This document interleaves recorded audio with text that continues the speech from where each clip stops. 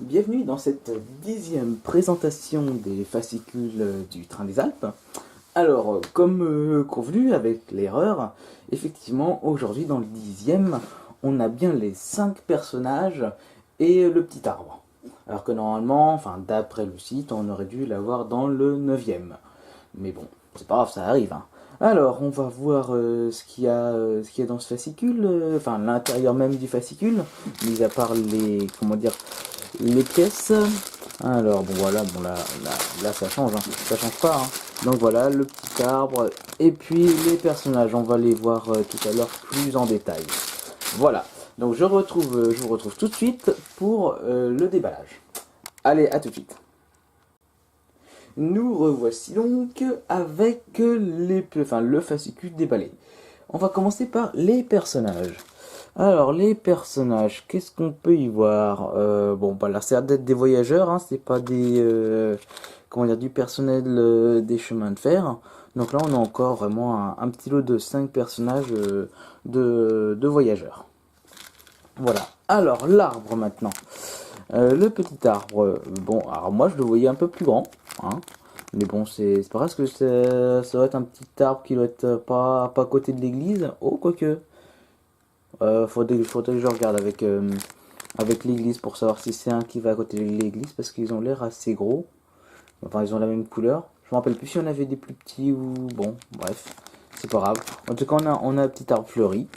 Bon, après, comme je vous ai dit, en fonction de si on veut le mettre ou pas, si vous voulez faire plutôt en hiver ou en été, vous pouvez mettre d'autres arbres, naturellement, que c'est fourni. Comme je dis, moi, je vais suivre à peu près la série pour qu'on puisse le faire un peu comme il prévoit. Voilà, donc la petite arbre fleuri, le premier comme ça, parce qu'on avait eu des petits sapins dans les fascicules précédents. Mais bon, voilà. Alors, on va voir maintenant le fascicule lui-même. Alors, qu'est-ce qu'il nous raconte? Les lignes de voyage, c'est Durango, Silverton. Oh, ça c'est aux États-Unis, ça.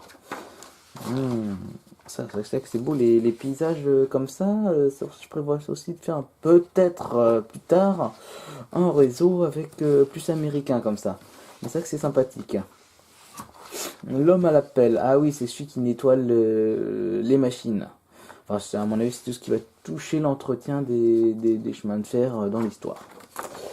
Alors, la Stirling Single Driver.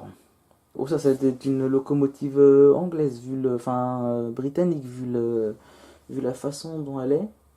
Quoique, j'en sais rien. Ça va être ainsi, Grande-Bretagne. Voilà, c'est bien ce que j'ai dit, vraiment la forme d'une locomotive britannique.